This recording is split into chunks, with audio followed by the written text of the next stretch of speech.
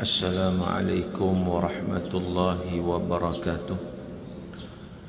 أعوذ بالله من الشيطان الرجيم. بسم الله الرحمن الرحيم. الحمد لله الذي هدانا لهذا وما كنا لنهتدي لولا أن هدانا الله. أشهد أن لا إله إلا الله وحده لا شريك له وأشهد أن محمدا عبده ورسوله ونصلي ونسلم على النبي الأمين وعلى آله وصحبه أجمعين. سبحانك لا علم لنا إلا ما علمتنا إنك أنت العليم الحكيم.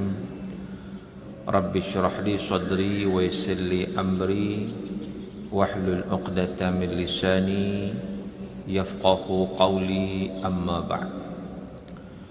Tuan-tuan muslimin dan muslimat yang dirahmati Allah, alhamdulillah, sama-sama kita panjatkan kesyukuran kita kepada Allah Ta'ala kerana di kesempatan pada malam yang berbahagia ini sekali lagi kita dapat bersama-sama berada di dalam majlis ilmu yang mana mudah-mudahan insya-Allah majlis ilmu kita diberkati dan dirahmati oleh Allah Subhanahu wa taala. Dan sebagaimana biasa tuan-tuan, pada malam ini kita nak meneruskan perbincangan kita tentang perkara-perkara yang disebut dalam hadis Nabi sallallahu alaihi wasallam yang berkaitan dengan apa yang akan berlaku di akhir zaman. Dan sebagaimana biasa juga, bagi sesiapa yang mempunyai sebarang persoalan, anda boleh mengemukakan soalan anda ke talian 019 324 1364. Diulang sekali lagi, sesiapa yang mempunyai sebarang persoalan, anda boleh mengemukakan soalan anda ke talian 019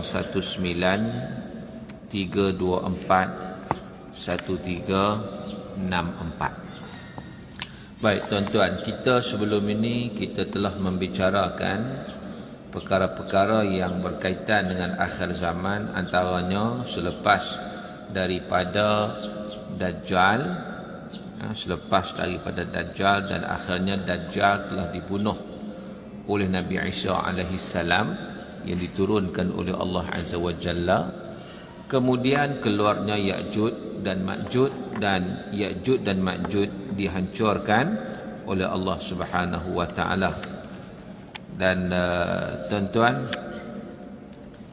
selepas daripada itu, kalau kita tengok selepas berlakunya ataupun setelah kematian Ya'juj dan Ma'juj, zaman itu masih lagi zaman Nabi Isa masih ada, dan Allah Ta'ala yang memerintahkan Nabi Isa untuk berlindung daripada Ya'juj dan Ma'juj.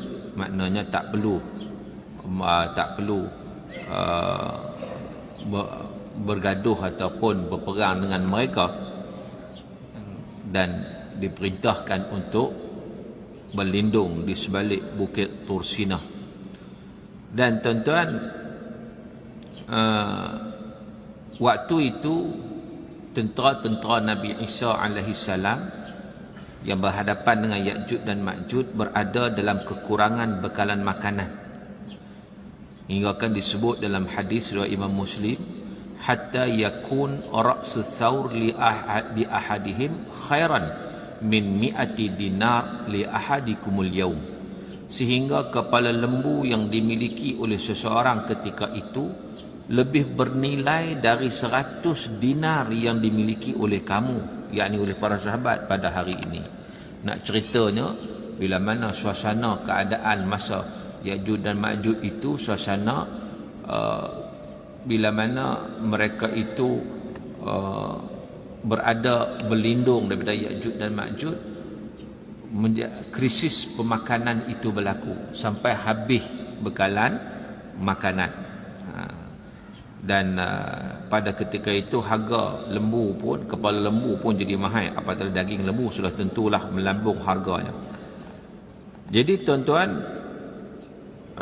pada waktu itulah, dalam suasana itu, Nabi Isa bersama dengan tenteranya dengan penuh rendah hati berdoa mengharap bantuan Allah Subhanahu wa taala. Sebab kita ni dalam apa keadaan sekalipun, kita apa-apa pun kita kena mengadu dan memohon pertolongan daripada Allah. Jadi kisah ini nak menceritakan kepada kita tentang apa yang berlaku. Suasana apa? Suasana genting, suasana sukar, suasana payah, mengadu pada Allah Azza wa Jalla. Dan bila mana Nabi Isa dan juga tentera-tentera Islam waktu itu mengadu pada Allah, pertolongan Allah turun dalam bentuk binatang kecil yang seperti ulat. Disebut bahawa ulat ni biasa duduk dalam hidung unta. Jadi sejenis ulat yang orang biasa belah unta, dia tahu lah. Orang biasa belah unta, dia tahu. Unta ni unik tuan-tuan, unta. Baru ni dalam raya Korban menyaksikan 3 haiwan yang disembelih, unta, lembu, kambing untuk korban. Dan antara ketiga-tiga ni yang unik sekali unta. Sebab unta cara sembelih dia tak serupa macam kita sembelih kambing dan kita sembelih lembu. Cara sembelih unta dia tak perlu diikat, tuan-tuan. Sembelih cara berdiri je. Berdiri je sembelih dia, dengan dia punya tengkuk panjang hak bawah tu. Bawah tu ada kawasan hak lembut sedikit. Ditarik kawasan tersebut, dia akan keluar darah dan dia akan jatuh. Itu unta special. Mana tahu akan datang masjid ni nak buat unta ke? Plan. Akan datang masjid ni korban nak buat sembelih unta. Rasa ramai orang nak tengok ni, kan? Tuan-tuan, jadi rupanya dia orang hak belah unta, dia tahu dia ada sejenis ulat yang sering berada dalam hidung unta. Dan dikatakan bahawa ketika mana Nabi Isa alaihi salam berdoa kepada Allah minta pertolongan, sebab Ya'juj dan Ma'juj ni memang dah kelang kabut sangat, dah teruk sangat, dah rosak, melakukan kerosakan yang amat-amat dahsyat Ya'juj dan Ma'juj ni. Maka pada ketika itu Allah menghantar haiwan binatang kecil macam ulat tadilah, yang biasa masuk lubang hidung unta, dia masuk lubang hidung Ya'juj dan Ma'juj. Masuk sengat dia orang, virus ke bakteria ke apa, Allah A'lam lah, kan. Dan dengan kehendak Allah, semua Ya'juj dan Ma'juj mati serentak semua. Dia main virus tu masuk dalam lubang hidung mereka, macam kena satu wabak, seolah macam wabak lah, lebih kurang gitulah, kan. Satu virus, satu bakteria datang zap sekali mematikan keseluruhan Ya'juj dan Ma'juj. Tidak tinggal seorang pun di antara mereka yang hidup, tak ada, semua pakat mati belakang. Itu. Dan bangkai mereka, sebab mereka ni kufar. Ya'juj dan Ma'juj adalah golongan, dia manusia ya. Sekali lagi saya sebut, banyak kali juga dia sebut, kadang-kadang orang terpengaruh dengan cerita Israiliyat. Cerita Israiliyat ni cerita daripada golongan Yahudi yang menyatakan bahawa Ya'juj dan Ma'juj ni macam-macam mereka gambarkan. Ada yang kata mereka ada tandu, ada yang gambarkan mereka ni kecil-kecil berapa inci atas tanah ya. Ada yang gambarkan telinga mereka besar, satu buat selimut, satu buat hampak untuk tidur, macam-macam lah. Ada yang kata dia bertaring, dia orang tajam. Itu semua gambaran seolah-olah Ya'juj dan Ma'juj ni satu makhluk yang kita tak tahu berapa bentuk dia, satu makhluk yang nampak menakutkan. Itu gambaran-gambaran semua diberikan oleh cerita-cerita Israiliyat. Tetapi dalam sumber Islam yang sahih, yang bukan Israiliyat, menyatakan Ya'juj Ma'juj ni orang serupa kita lah, manusia biasa. Cuma manusia yang ganas, manusia yang selaku melakukan kerosakan. Seumpama kalau kita tengok zaman dulu ni tentera Mongol, kita baca dalam sejarah, orang nak faham Ya'juj Ma'juj ni, orang faham cerita sejarah Mongol serang Baghdad. Tu Ya'juj Ma'juj macam tu lah. Nak bayangkan macam mana sikap kejam. Sebab kita pernah belajar dulu kan, macam mana kejatuhan Baghdad, macam mana serangan tentera Mongol yang tidak mengenal erti belah kasihan, tidak ada peri kemanusiaan. Memang betul-betul habis-habisan tuan-tuan. Perangai maju macam itulah ceritanya. Maka akhir zaman ni mati habis. Bangkai mereka bergelimpangan memenuhi jalan dan tempat di semua tempat kediaman mereka. Mereka mati di mana saja mereka berada. Tang tempat mati. Allah turun virus bakteria yang kita sebut tadi kan, sekaligus mendatangkan kematian pada mereka semua. Setelah kematian Ya'juj dan Ma'juj ni, bangsa Ya'juj dan Ma'juj, manusia bangsa Ya'juj Ma'juj ni, barulah Nabi Isa bersama sahabatnya keluar daripada belakang bukit Tur Sina. Mereka menjumpai bangkai yang berbau busuk di serata tempat hingga mereka tak dapat berjalan ke mana-mana. Keluar-keluar tengok tu dia mayat bergelimpangan, bangkai bergelimpangan. Nak berjalan pun payah. Lebih banyak mayat. Kita ingat dulu ketika mana berlaku tsunami. Orang yang hidup di Aceh waktu tu, mereka menggambarkan macam itulah suasana. Orang mati lebih ramai daripada orang hidup. Tak tahu nak buat apa dah. Tengok sana mati, sini mati, jadi bergelimpangan. Waktu tu kerana tsunami. Ini kerana virus lagi teruk tuan-tuan.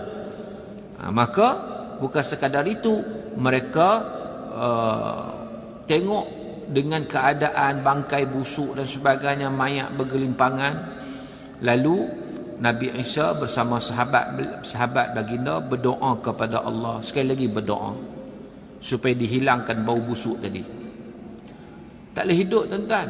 Kalau dalam keadaan hidup dengan bangkai penuh sangat busuk ni, lama-lama orang hidup pun dia akan mati. Tak boleh tahan. Tak boleh tahan. Tuan-tuan, jadi sekali lagi disebut bahawa Nabi Isa angkat tangan berdoa kepada Allah. Itu kita kata kunci doa. Orang Islam, orang beriman, disebut dalam hadis Nabi, ad-du'a silahul mu'min. Doa senjata bagi orang yang beriman. Dalam apa juga situasi, kita mengadu pada Allah, kita berdoa pada Allah, kita minta pada Allah. Allah Ta'ala sebut ud'uni astajib lakum, doa ke aku akan tunaikan.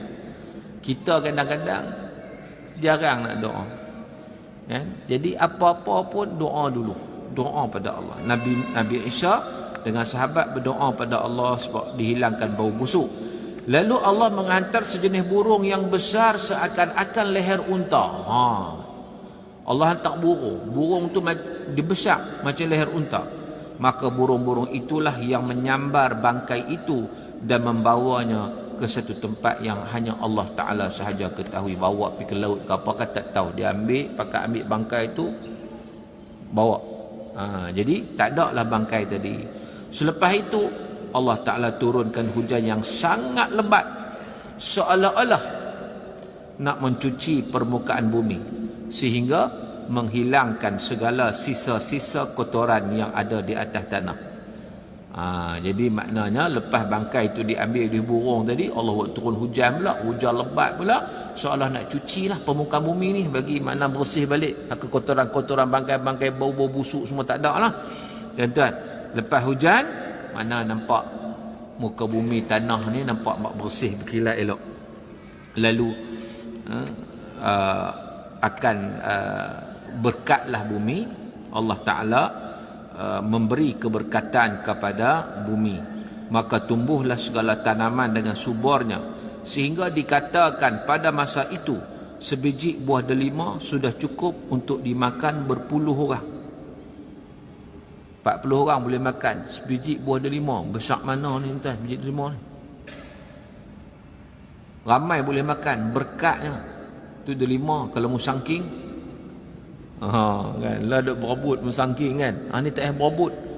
Makna rahmat keberkatan yang Allah bagi daripada tanah tu, tanah mengeluarkan hasil yang sangat subur, yang subur itu dapat dimanfaatkan balik oleh manusia. Dan orang boleh menjadikan kulit delima sebagai alat untuk berteduh daripada panas matahari. Dan seekor lembu sudah cukup untuk makan makanan satu kabilah. begitu pula halnya susu seekor unta sudah cukup untuk minuman sekumpulan besar daripada manusia. Nak cerita tentang apa? Pada waktu itu, waktu keberkatan, barakah yang Allah bagi. Barakah ni tuan-tuan nampak sikit, tapi dia dapat dikongsi secara ramai. Benda sikit tapi ramai dapat manfaat. Itu kata barakah, keberkatan, yang disebut sebagai az-ziyadatu fil khair, bertambah-tambah kebaikan. Allah Ta'ala sebut dalam Quran, walau anna ahlal qura amanu wattaqau la fatahna alaihim barakatin minas sama'i wal ard. Sekiranya penduduk itu, ahli penduduk kampung itu, penduduk masyarakat itu, penduduk negara itu, mereka itu beriman dan bertakwa kepada Allah, maka kata Allah, kami akan buka keberkatan langit dan bumi untuk mereka.